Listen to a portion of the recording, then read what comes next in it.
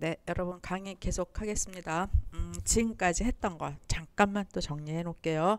원자 핵 해놨는데요. 저기 반경은 원자는 0.53 곱하기 0.53 옹그스트럼입니다. 그리고 원자 핵은 또 이렇게 해놨는데 이 반경에 대한 것은 그림은 나중에 자료에서 더 그림으로 보여드릴게요. 그리고 일반적인 크기로 원자의 크기는 1옹그스트롱, 옹그스트롱이라는 단위는 10의 마이너스 10승 미터예요. 센티미터로 하면은 10의 마이너스 8승 센티미터가 되겠죠. 그리고 원자 핵은 1 곱하기 10의 마이너스 15승 미터. 원자와 원자 핵과 어떤 게 클까요? 당연히 원자가 크죠. 왜 그러죠? 원자 핵을 궤도전자가 둘러싸고 있는 것이 원자이니까 원자가 더 큽니다. 그리고 질량비는 원자는 100, 원자 핵은 99.9라고 돼 있죠. 근데 왜 원자가 100이고 원자 핵이 99.97일까? 요 나머지는 원자 핵은 뭐예요?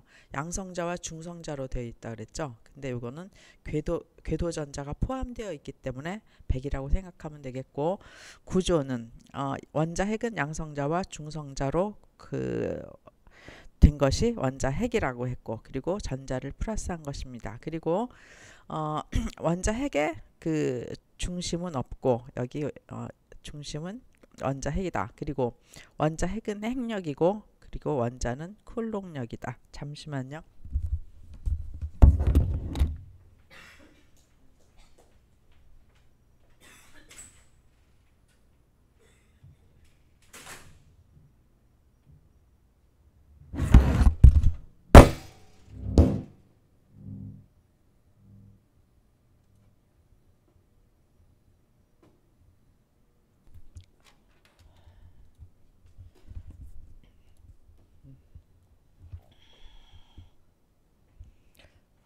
이번에는 방사선 모니터링 측정 내용과 측정기라는 그런 자료가 있는데, 요거는 방사선 취급 기술에서 다룰 거예요. 그런데 그때 가서 자세히 다루겠지만 오늘은 어떤 거라 그랬죠? 여러분 한번 들어두는 그런 개념. 어, 개인 모니터링과 작업 환경 모니터링, 그리고 시설 주변 환경 모니터링, 이런 것들이 있는데, 먼저 개인 모니터링을 보자면은 필름 배지와 TLD라는 것이 있어요. 필름 배지라는 것은 내가 가지고 있는데 오늘 가지고 오진 않았네요. 이 내용이 있을 줄 몰라서. 필름 배지 예를 들면 요만한 그런 배지를 몸에다가 부착하고 있는 거예요. 그런데 그래서 개인 선량을 측정을 하는 건데, 그 필름 배지에는 그 배지 안에 그 필름이 들어 있어요. 엑스레이 그 촬영할 때 쓰는 그 필름을 아주 작게. 예를 들면 여러분들 치과에 가면은 그 치과에서 엑스레이 한번 찍어본 경험이 있나요? 그거 이렇게 입에 넣고 찍는 그런 그것과 같은 크기의 그 필름을 넣어서 나중에 방사선을 얼만큼 받았는지 그 필름을 현상을 해서 그 숫자를 흑화도를 계산해내는 것이 필름 배지인데, 과거에 쓰던 방법이고 지금은 TLD라는 선량계를 측정을 하고 있어요. 요 TLD라는 것은 전 세계적으로 우리나라 모든 곳에서 그 작업 종사자들이 쓰고 있는 그러한 선량계인데, 여러분들이 만약에 이 방사선 작업 관계 일을 한다면은 그 TLD를 받을 것이에요. 근데 TLD는 원자력 안전위원회, 아무튼 정부에서 관할하는 그런 기계예요.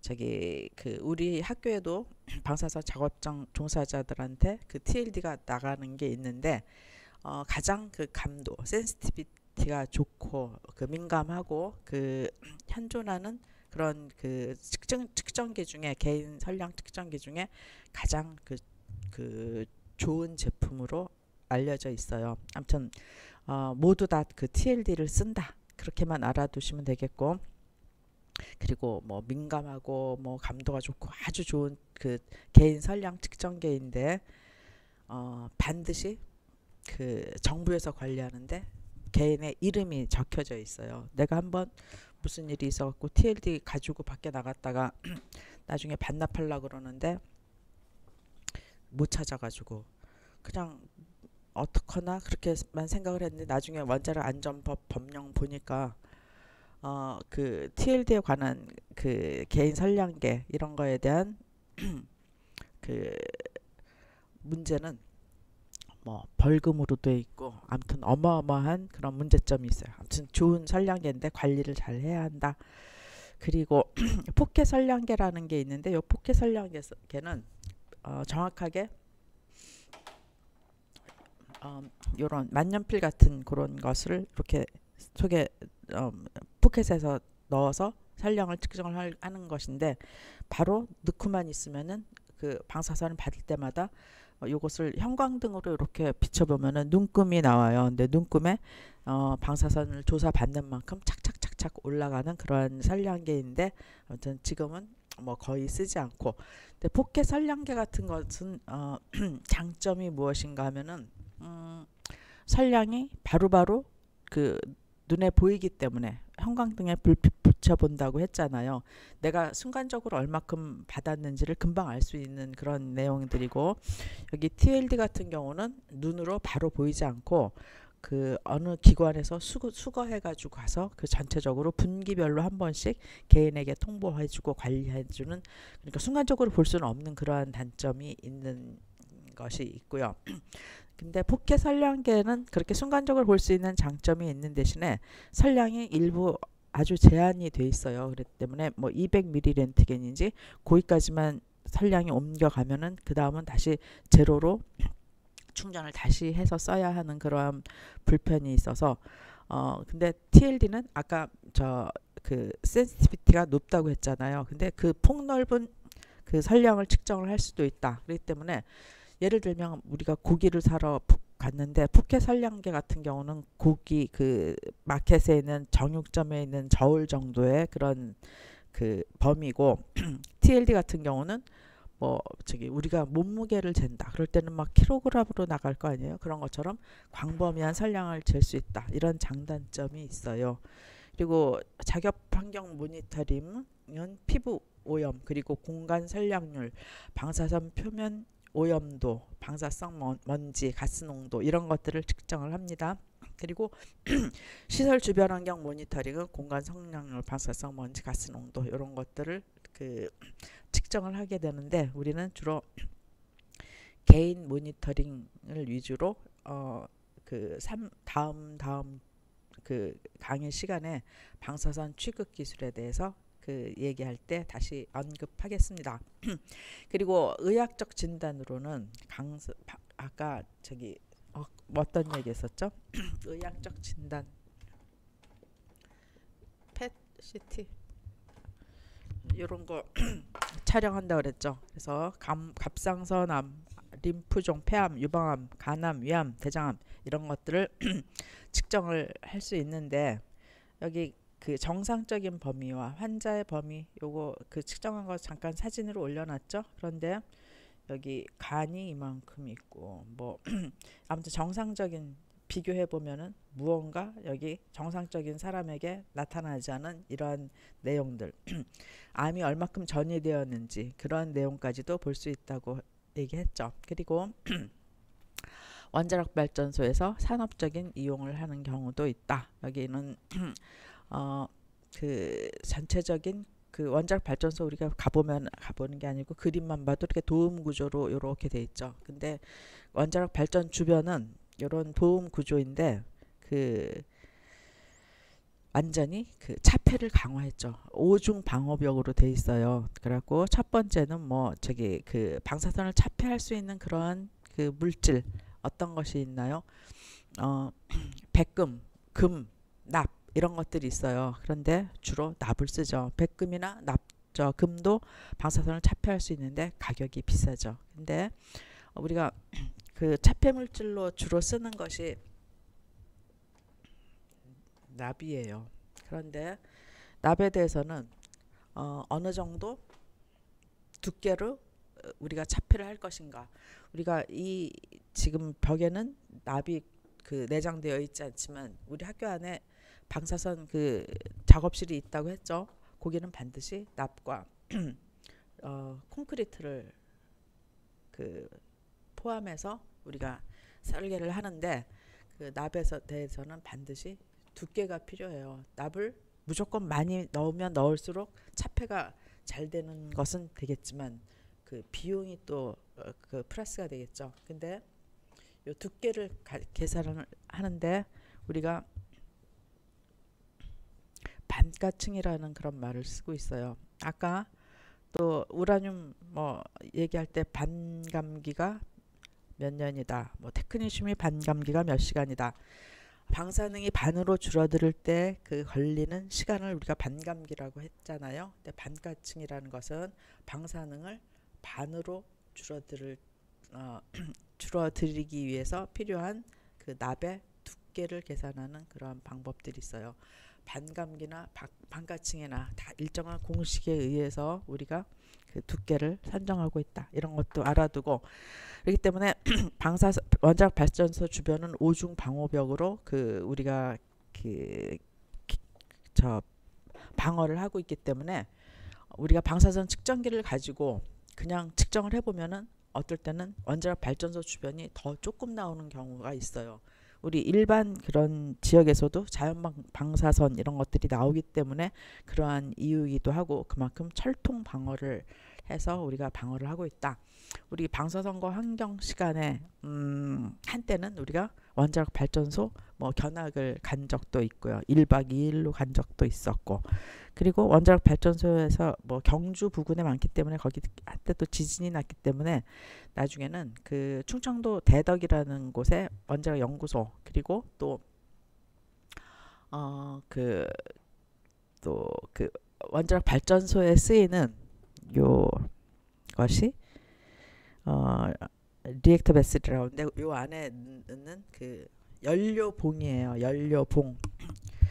여기 발전소에 저 연료를 떼기 위해서 봉을 만드는데 요런 데 또 우리가 견학을 가본 적이 있어요. 그런데 연료봉을 만들어서 실제적으로 연료봉은 우리가 대덕 연구단지 내에 있는 그런 업체에서 만들고 이런 연료봉을 경주나 뭐 고리에 있는 그런 울진에 있는 발전소까지 이송을 해요. 그런데 연료봉은 그렇게 크지 않아요. 정확하게 크기가 연료봉 하나가 요 정도 크기로 돼 있는데 이것을 뭐 그 무엇이야 경주에 가면 다보탑 있죠. 그런 다보탑 연결해 놓듯이 그 축으로 쌓아놔서 그 원자력 발전소에 연료로 쓰고 있는 것인데 실제로 가보니까 그 연료를 한꺼번에 다 태우지 않고 부분적으로 이쪽 태우고 저쪽 태우고 저쪽 태우고 저쪽 태우고 그런데 그 연료봉 만드는 그 회사를 우리 학생들하고 견학 간 적이 있었어요. 그런데 그 연료봉 만들어서 그 울진 발전소 뭐 고리 발전소까지 이송하는 단계에서는 완전히 국가 원수 그 이송 이렇게 뭐 대통령 지나갈 때 저 자동차 막 막고 그렇죠. 그런 거 이상으로 완전히 국빈 대접 이상 받는 그 호의를 받으면서 가요. 근데 연료봉 자체에서도 당연히 방사능이 나오진 않아요. 태워야 그 방사능이 나오는 거니까. 근데 만에 하나 뭐 충격이나 이런 것들을 보호하기 위해서 그렇게 연료봉들을 이송하는 것을 우리가 본 적이 있었고요. 그리고 산업적으로는 레벨 게이지 용광 공급을 중단하기 위해서 감마선 검출기를 그 이용해서 용광 뭐 포스코 같은 이런 분위기겠죠. 그리고 빛 소리 그리고 릴레이 유닛에서 그 검출기를 해서 그 감마선을 넣어서 검출기를 GM 삼광 검출기 그런데 GM이라는 것은 가이거 뮬러 계수기라는 그런 검출기를 써서 우리가 세슘 137에 대한 그 방사성 동위원소를 이용하여 여기 레벨 게이지라고 그랬죠. 레벨을 일정하게 하는 이러한 역할들을 하고 있어요. 그리고 하다못해 이런 산업적으로 엄청난 그 산업적으로 레벨 게이지를 이용하기도 하지만은 우리가 뭐 음료수 마실 때 그 병 뚜껑 같은 거 있죠. 그런 것도 저기 일정하게 맞추기 위해서 방사성 동위원소에 의한 레벨 게이지를 우리가 그 사용하고 있어요. 그리고 산업적으로는 두께 게이지도 사용하고 있고 그리고 산업적으로 비파계 투과 검사 그리고 연구 및 기타 분야에서 이용을 하고 있습니다. 잠깐만요. 잠시 여기 잠깐만.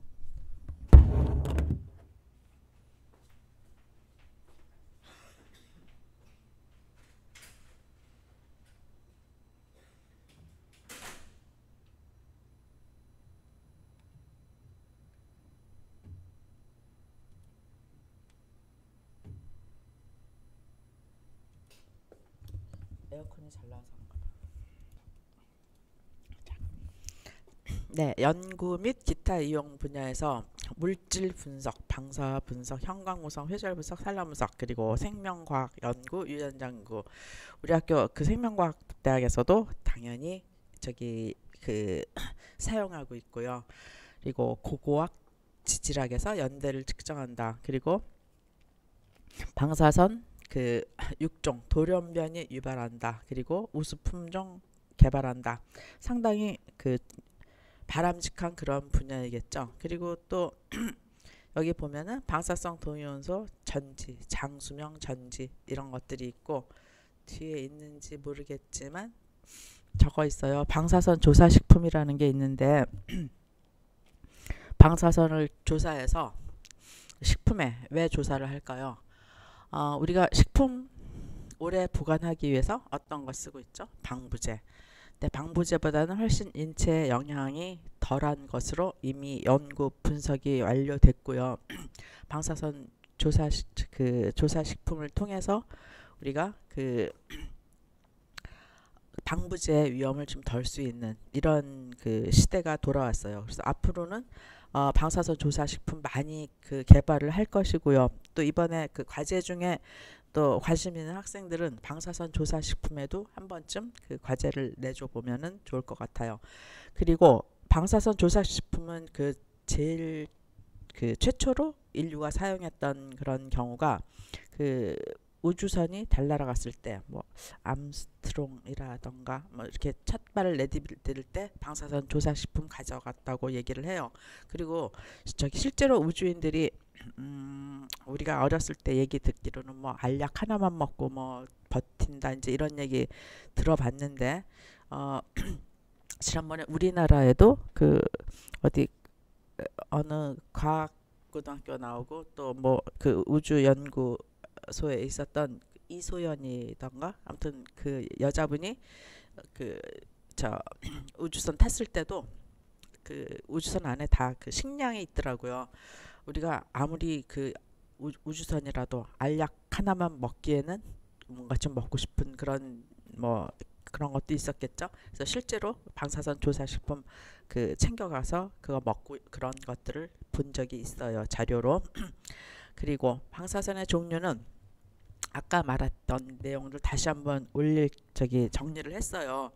여기 비전리 방사선, 전리 방사선. 그래갖고 전리라는 것은 역이라는 것은 무엇인지 아까 설명을 했고 비전리 방사선은 라디오 웨이브, 마이크로웨이브, 적외선, 가시광선 이런 것들이 있고 전리 방사선이라는 것은 그 하전 입자, 그 전기를 띤 입자인데 전자와 양자 그리고 중하전 입자, 알파, 양성자, 핵분열 생성물 그리고 광자는 X선, 감마선 이런 게 있는데 아까 저기 주로 이번 시간에는 전리방사선이라고 그랬어요. 비전리방사선이라고 그랬어요. 전리방사선이라고 했죠.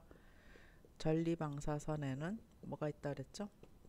아까 여기 중하전 입자에서 그 알파가 있고 그리고 베타가 있고 여기 또 광자에서는 감마선, X선 요렇게 주로 다룰 거예요. 그리고 앞으로 그 수업 시간은 계속 나오겠지만 알파라는 것은 본질이 헤륨 원자 핵의 흐름이다. 그리고 베타라는 것은 전자의 흐름이다. 그리고 감마라는 것은 감마선이라는 것은 전자파이다. 그리고 X선이라는 것은 이거는 광자. 저기 감마선도 광자이긴 하지만 이렇게 크게 나누는데 전자는 플러스 전자, 마이너스 전자 이렇게 있겠고, 아무튼 여기 X선에서는 광자이면서도 제동 X선 그리고 또 특성 X선 이런 것들에 대해서 앞으로 설명을 할 것이에요. 그리고 방사성 물질은 방사선 핵종을 일정 농도 이상 함유한 물질로 방사성 붕괴를 통해 방사선을 방출한다. 핵종은 삼중수소, 탄소 14, 불소 18, 그리고 코발트 60, 게르마늄 68, 테크니슘 99m, 아요다인 131, 세슘 137, 그리고 이리듐 192 등이 있다.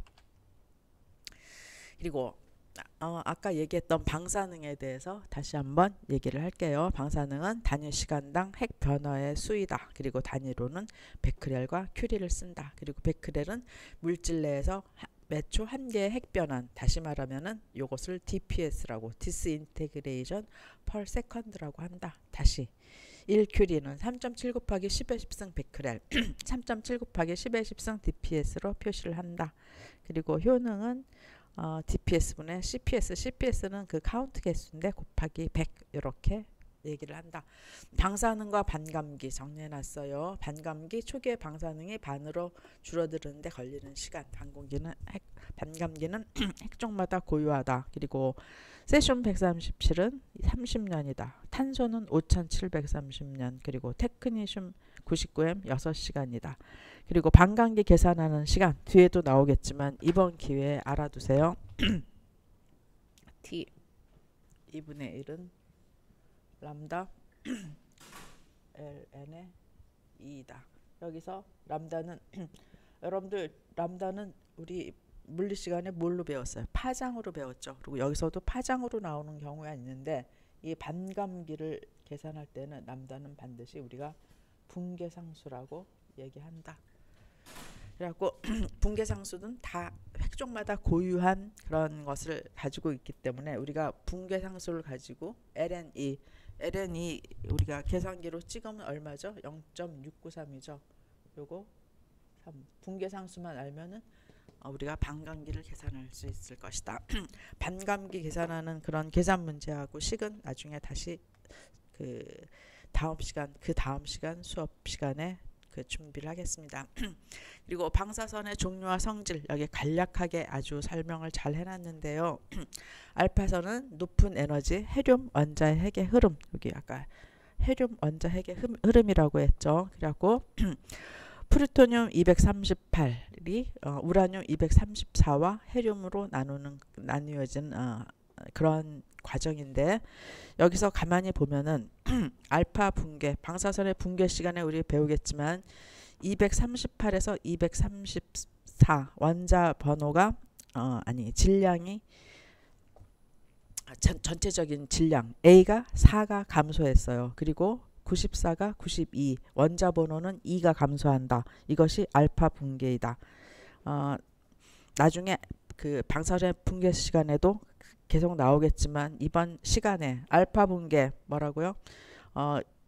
그 A가 238에서 234, A가 그 질량수가 4 감소한다. 그리고 94에서 92, 원자 번호는 2 감소한다. 이것이 알파 붕괴이다. 알아두고요. 베타선은 전자의 흐름, 아까 전자의 흐름이라고 그랬죠. 플러스 전자, 마이너스 전자. 그런데 P32가 S 플러스 그 전자로 되는 과정에서 여기서는 원자 번호가 15에서 16으로 바뀌어 있어요. 이것을 베타 마이너스 붕괴라고 하고, 베타선은 베타 플러스 붕괴, 베타 마이너스 붕괴, 그리고 일렉트론 캡처, 전자 포획이라는 세 가지 그 붕괴 방법이 있다. 뒤 방사선의 붕괴 시간에 더 자세히 하겠습니다. 그리고 감마선과 X선은 합해서 감마선과 X선 요거 합해서 우리가 저기 나누지 말고 그냥 전자기파 이렇게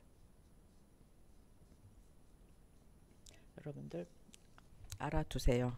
그랬더니 방사선은 감마선은 방출이 되면은 코발트 67, 27과 코발트 27, 60에 27에 플러스 감마, 그렇기 때문에 여기서는 방출하는 과정에서 원자 번호의 그 변화는 없다. 요거 알아두세요. 한 페이지로 이게 아주 자세히 설명을 해놨는데 저기 자세히가 아니고 그 중요한 것만 설명하는데 베타선은 베타 플러스, 베타 마이너스, 일렉트론 캡처, 전자 포획 세 가지 방법이 더 있다. 나중에 얘기할 거고요. 그 다음에 방사선의 종류와 성질에서 알파선은 입자이다. 그리고 베타선도 입자. 여기 전자를 하나의 입자로 본 거예요. 그리고 감마선은 전자파이다. 감마선, 전자파 얘기를 했고 그 다음에 차폐물질로서 아까 남 얘기한 적이 있었는데 알파선은 종이나 피부 간단히 그리고 베타선은 유리나 경금속 그리고 감마선은 중금속이나 콘크리트. 왜 그런가 하면은 감마선은 투과력이 엄청 크기 때문에 우리 몸을 뚫고 들어올 수 있기 때문에 우리가 차폐를 중요하게 생각한다. 그다음에 방사선의 에너지 일렉트론 볼트 전자를 1볼트 전위차로 가속하였을 때 전자가 얻는 운동 에너지다. 요거 알아두고요. 일렉트론 볼트 1.6 곱하기 10의 마이너스 19승 줄 알아두고 방사선량의 단위는 조사선량, 흡수선량, 유효선량 얘기했는데 아까 조사선량은 렌트겐, 흡수선량은 그레이, 그리고 유효선량은 SV, 시버트라고 얘기를 한다. 그리고 나머지 내용들은 여러분들 그냥 참고로 보시면 되겠고요. 여기서 요것만 하나 하고 넘어갈게요. 방사선의 이해, 시버트는 얼마나 큰 선량인가. 시버트가 뭐라고 그랬죠? 유효선량이라고 그랬죠? 유효선량은 뭐라고요? 방사선이 인체에 어떤 영향을 미칠 것인가. 그것을 우리가 유효선량 시버트라고 얘기를 하는데 아무튼 방사선 종합 작업 종사자의 선량 한도는 1년간에 그 50mS이다. 그리고 5년간은 100mS. 1년간에 50이면 5년간은 우리가 250으로 해야 할 것 같은데 100밖에 되지 않아요. 왜 그러냐면은 5년간 250mS라는 선량도 엄청 높은 선량이기 때문에 100으로 제한을 했어요. 그리고 1시버트는 엄청 높은 선량이다. 그래서 반치사량을 얘기했는데 반치사량은 4시버트이다. 4시버트라면은 아무튼 1시버트가 대단히 높은 선량이고 반치사량이라는 거는 그 생물이나 인류가 반쯤 그 치사할 수 있는 수명을 잃을 수 있는 선량이 4시버트라고 돼요. 그러면은 1시버트만 해도 엄청 높은 선량이고 그리고 그 우리나라의 자연 방사 선량은 0.2 마이크로 시버트 per hour. 시간당 0.2 마이크로 10의 마이너스 6승 시버트이다. 이렇게 정해놨어요. 아무튼 1시버트라는 것은 어마어마하게 높은 선량이라는 거 이번 기회에 한번 얘기를 해주고 싶고요. 그리고 또 여기까지만 할게요. 외부 피폭 방해는 시간과 거리, 차폐 원칙을 방어 원칙으로 하고 있어요. 시간은 가능한 한 짧게 한다. 그리고 거리는 가능한 한 멀리 한다. 근데 그 I는 여기 방사능의 세기 인텐시티라고 얘기하면은 디스턴스 제곱분의 1에 비례한다. 이런 식으로 거리를 두어야 한다. 거리 떨어져야 한다 그래갖고 무궁무진 그 높게 멀리 갈 수는 없잖아요. 그리고 차폐체 필요하다. 차폐체로 주로 쓰는 것은 납이다.